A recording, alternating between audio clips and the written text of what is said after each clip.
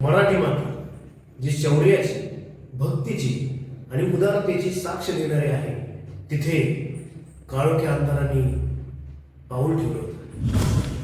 त्या अंधारात संपूर्ण स्वराज्य उद्ध्वस्त होण्याची भीतीही होतीच, कारण त्याचं नाव अफजल खान.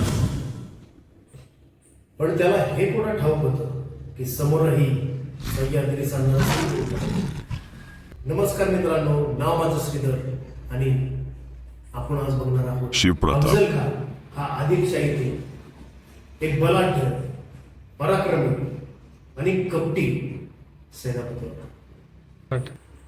आणि पूर्वीचा तो वाईचा सुभेदारही होता. त्याने पुण्यश्लोक छत्रपती श्री शिवाजी महाराज यांच्या भावाला म्हणजेच संभाजी भोसले यांना क्रूरतेने व कपटाने मारले होते. शिवरायांच्या याच भावाच्या नावाने त्यांच्या आठवणीसाठी शिवरायांनी त्यांच्या पुत्राचे नाव संभाजी हे ठेवले होते.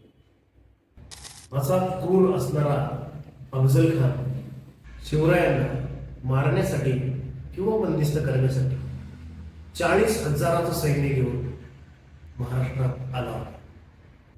येत असताना वाटेत भेटेल त्याला चिरडण हिंदूंचे पवित्र स्थान पंढरपूर व तुळजापूर येथे त्यांनी हैदोस घातला होता.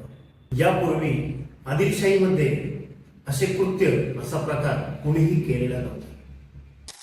या कारणामुळे आदिलशाहीला वतनदारांचे नैराश्य पत्करावे लागले. आदिलशहाने अफजल खानाला स्वारीवरती पाठवण्याच्या आधी त्याला बक्षीस म्हणून एक हत्ती दिला होता. तोच हत्ती आपल्या बहिर्जी नायकांनी फौजेच्या निघण्यापूर्वीच विष देऊन मारला. हत्ती मेल्याची बातमी कळताच सर्व सैन्यात नैराश्य पसरले. सगळ्यांना वाटू लागले की अफजल खान नाही वाचू शकत. ह्या गोष्टीच्या रागावर अफजल खानाने स्वतःच्या 63 बायकांचा वध केला. 63 बायका मारून टाकल्या त्याच्या स्वतःच्या, आणि त्या रागात तो निघाला महाराष्ट्रामध्ये.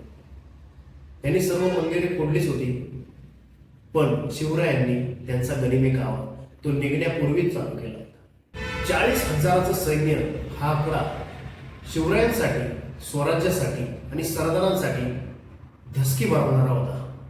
कारण 40,000चं सैन्य सह्याद्रीमध्ये कधीही दाखल झालेलं नव्हतं त्यापूर्वी.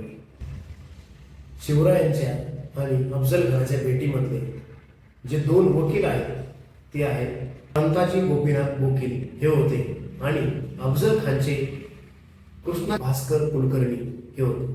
खानाने घातलेल्या हैदोस असे खानाला फक्त शिवरायांना